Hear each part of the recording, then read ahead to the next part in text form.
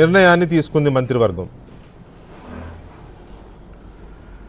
బేసిక్గా 3-4 విషయాల మీద ఇవాళ కేబినెట్ చాలా తీవ్రంగా విశదంగా చర్చించి మరి చాలా తీవ్రంగా ఈ ఇష్యూని మనం డీల్ చేయాలి అని డిసైడ్ చేసుకుంది. దానికి బహుశా నాకున్న అభిప్రాయం సమాచారం మేరకు కారణాలు ఏమంటే, ఒకటి మహిళలపై సైబర్ హింస. పవన్ కళ్యాణ్ గారి కూతుర్లు ఇతర మహిళల మీద అతను ఆ రావణ్ అనే వ్యక్తి కావచ్చు, మిగతా వాళ్ళు కావచ్చు, చేసిన దీన్ని ఇవాళ మీటింగులు పెట్టిన వాళ్ళు వీళ్ళందరూ కనిపించదో మాకు అర్థం కాదు. నాకైతే అది మహిళపైన సైబర్ హింస అని అనిపించింది. రెండోది, న్యాయ వ్యవస్థపై వ్యవస్థీకృత దాడి. ఇది వీళ్ళకి కొత్త ఏం కాదు. మన హైకోర్టు న్యాయమూర్తుల మీదే వీళ్ళందరూ దాడులు చేసి జైల్లో ఉండొచ్చిన వాళ్ళు. సో మూడోది, ఫైనాన్షియల్ పైప్ లైన్. అసలు ఈ వీళ్ళకి డబ్బులు ఎక్కడి నుంచి వస్తున్నాయి?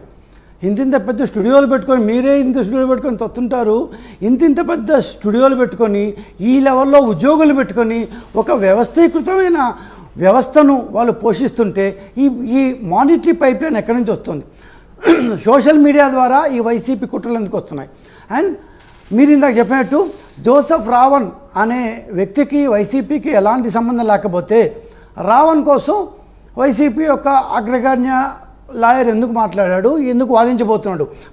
పైగా ఆయన నేను వైసీపీకి సంబంధం లేకుండా అని చెప్పలేదు, నేను వైసీపీ వాడిని అని వైసీపీ యొక్క పాలసీలు కూడా చెప్పాడు. So he belongs to YCP అని ఆయనే చెప్పాడు. మరి అలాంటప్పుడు ఇతనికి ఆ లాయర్ని చూస్తారు. ఇంకోటి, గగన లేకపోతే గగమ్మ, నా కరెక్ట్ అమ్మాయి పేరు నాకు తెలియదు, ఒక జెడ్ సెక్యూరిటీ ఉన్న మాజీ ముఖ్యమంత్రిని అంత ఈజీగా అమ్మాయి గమన అనే అమ్మాయి జెడ్ సెక్యూరిటీ ఉన్న మాజీ ముఖ్యమంత్రిని ఎయిర్పోర్ట్లో అంత సెక్యూరిటీ జోన్లో అంత ఈజీగా ముందే వీళ్ళు ప్లాన్ చేసుకుంటూ అది అమ్మాయి కలిసే అవకాశమే లేదు. ఇంకా ఇవాళ మార్నింగ్ కరెక్ట్గా ఈ క్యాబినెట్ జరగక ముందు మార్నింగ్ ఇష్యూలో మేధావులు చాలామంది ఉన్నారు. మనం దాంట్లోకి వెళ్లే ముందు మేధావుల రౌండ్ టేబుల్ వాళ్ళు కొంతమంది, అందరూ కావకపోవచ్చు కానీ కొంతమంది మాట్లాడారు. దాని మీద కూడా వెళ్లే ముందు ఒకసారి ఈ టాస్క్ ఫోర్స్